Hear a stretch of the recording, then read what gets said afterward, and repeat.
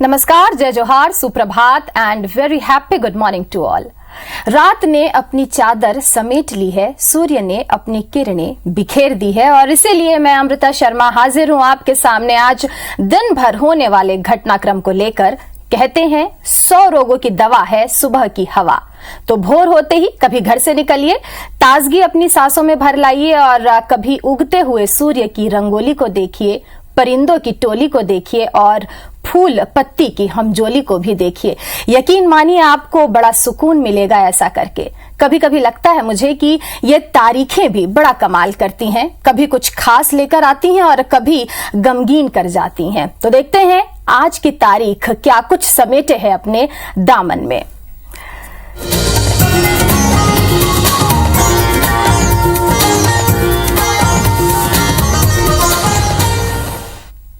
वेदों और अन्य ग्रंथों में सूर्य, चंद्र, पृथ्वी और नक्षत्र की स्थिति, दूरी और गति का उल्लेख मिलता है। स्थिति, दूरी और गति के मान से ही पृथ्वी पर होने वाले दिन, रात और दूसरे संधि काल को विभाजित कर एक सटीक पंचांग बनाया जाता है। तो चलिए आज के पंचांग का जिक्र करते हैं।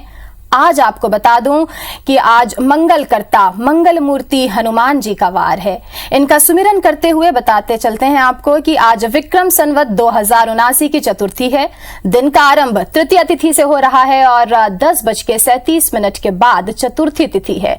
राहुकाल की अगर बात करें तो 3:25 से राहुकाल शुरू होगा जो 4:57 तक है। यदि आप भी इस तिथि में पितरों को पूजते हैं तो जरूर उन्हें नमन करें, साथ ही गलतियों के लिए क्षमा याचना भी करें। ऐसा इसलिए कि बुजुर्गों का सम्मान का प्रण भी आप आज ले सकते हैं, क्योंकि बुजुर्ग हमारी वासना को उपासना में बदलते हैं और विकार वृत्ति को विचार वृत्ति में बदलने की चाह भी रखते हैं। किसी ने खूब कहा है कि अगर कुछ सीखना है तो अपने इतिहास से सीखिए। तो चलिए कुछ नया सीखने का प्रयास करते हैं, एक बार फिर से पुराने इतिहास में झांकते हैं। आज के दिन क्या कुछ है ये अब मैं आपको बताने जा रही हूं। तो आज ही के दिन 1948 में उप प्रधानमंत्री वल्लभ भाई पटेल ने सेना को हैदराबाद में घुसकर कार्रवाई करने और उसे भारतीय संघ के साथ एकीकृत करने का आदेश भी दिया। उनका मानना था कि भारत के दिल में एक ऐसा क्षेत्र होना चाहिए जो भारत के लिए निष्ठावान रहे। पटेल मानते थे कि उस समय का हैदराबाद भारत के पेट में कैंसर की तरह था, जिसे बर्दाश्त करना मुश्किल था। आजादी के बाद पाकिस्तान और भारत अस्तित्व में तो आ गए, लेकिन कश्मीर, जूनागढ़ और हैदराबाद ये 3 रियासतों ने भारत में विलय से मना कर दिया था। और आखिरकार पटेल की रणनीति ने हैदराबाद के निजाम को घुटने टेकने पर मजबूर भी किया।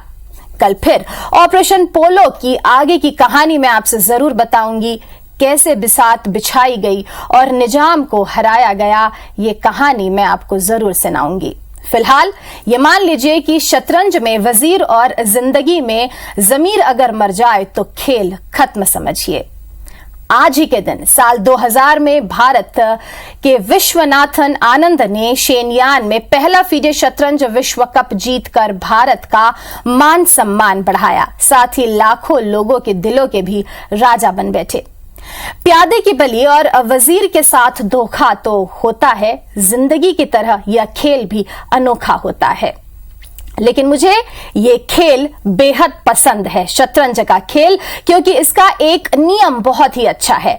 चाल कोई भी चले पर अपनों को नहीं मारते। लेकिन अगर साल 2008 की अब मैं बात करूं तो दिल्ली के 3 स्थानों में 30 मिनट के अंतराल में एक के बाद एक 4 बम विस्फोट हुए, जिसने पूरे देश को हिलाकर रख दिया और साबित कर दिया था कि कहीं कोई अपना है जो अपनों को मार रहा है और अपनों का ही खून बहा रहा है।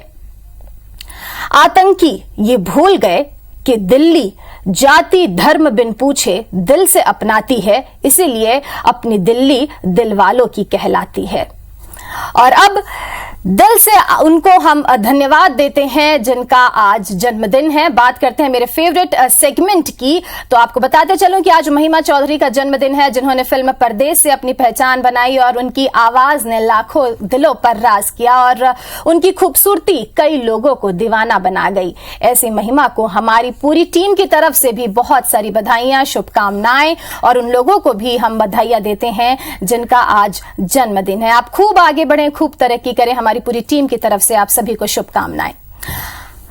एक बहुत ही पुराना गाना है, आपके हसीन रुख पे आज नया नूर है, मेरा दिल मचल गया तो मेरा क्या कसूर है। आज का दिन इसलिए भी खास है क्योंकि आज ही अनजान पंचतत्व में विलीन हो गए थे। कोई नहीं ऐसा जो इनके गीत से हो अनजान।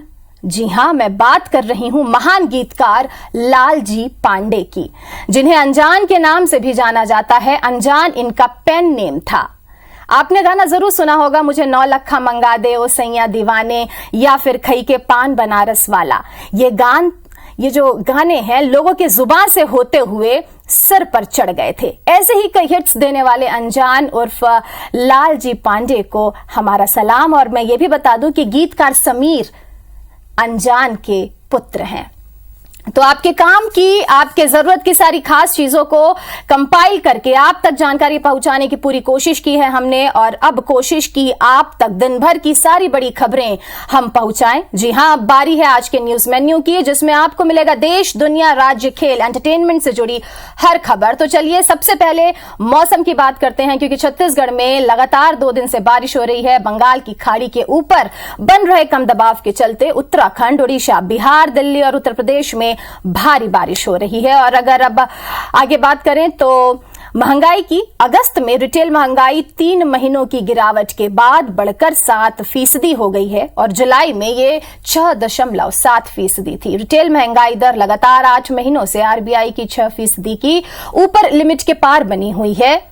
और एक अच्छी खबर अब हम सभी के लिए, telecom regulatory authority of India यानी ट्राई ने प्रीपेड मोबाइल ग्राहकों के हक में एक बड़ा फैसला किया है। टेलीकॉम कंपनियों को मोबाइल रिचार्ज की वैलिडिटी 28 दिन की बजाय अब 30 दिन देने का निर्देश दिया गया है। तो ये मेरे लिए तो बहुत अच्छी बात है और मैं उम्मीद करती हूं कि आपको भी अच्छा लगा होगा ये सुनकर। इसके साथ ही टेलीकॉम कंपनी को अपने प्लान में अब एक स्पेशल वाउचर, एक कॉम्बो वाउचर पूरे महीने की वैलिडिटी के साथ देना होगा।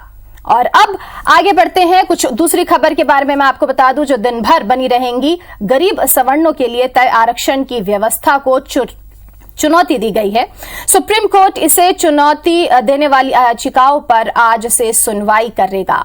इस प्रावधान का विरोध करने वालों की दलील है कि यह संवैधानिक नजरिए से गलत है। आर्थिक आधार पर ऊंची जातियों को आरक्षण देने के प्रावधान को उन्होंने मजाक बताया है। तो देखना होगा कि आज क्या कुछ निकल कर सामने आता है इस खबर से रिलेटेड। लेकिन मीडिया में 3 चीज बहुत बिकते हैं। पहला, क्राइम, क्रिकेट और सिनेमा। तो अगर मैं आपको आगे की बात बताऊं तो T20 वर्ल्ड कप के लिए 15 सदस्यीय टीम इंडिया का ऐलान कर दिया गया है। चोट के कारण टीम से बाहर चल रहे हर्षल पटेल और जसप्रीत की टीम में वापसी हुई है। T20 वर्ल्ड कप 16 अक्टूबर से ऑस्ट्रेलिया में शुरू होगा। भारतीय टीम पहला मुकाबला 23 अक्टूबर को पाकिस्तान के साथ होगा। तो ये बात हो गई खेल की। और अब आगे मैं आपको बता दूं कुछ पॉलिटिक्स से रिलेटेड बातें। तो हरियाणा की बीजेपी ने नेता सोनाली फोगाट के मर्डर की जांच अब सीबीआई से करवाने का फैसला लिया है। ये एक बड़ा खबर रहेगा। देखना होगा कि दिन भर क्या कुछ इसमें होगा। लेकिन इसके लिए केंद्रीय गृह मंत्रालय को लेटर लिखा गया था और अब सीबीआई जो है इस पूरे मामले की जांच करेगी। इसके साथ ही मैं आपको बताते चलूं कि बीजेपी नेता और एक्ट्रेस सोनाली फोगाट की मौत के मामले की जांच अभी फिलहाल चल रही है। और इसी बीच मेकर्स ने सोनाली की आखिरी फिल्म को जल्द ही रिलीज करने का अनाउंसमेंट भी कर दिया है। फोगाट की आखिरी फिल्म का टाइटल प्रेरणा है। फिल्म के डायरेक्टर और प्रोड्यूसर नरेश ने ये घोषणा की है, जिन्होंने फिल्म में सोनाली के ससुर का प्ले भी किया है। और अब समय हो गया है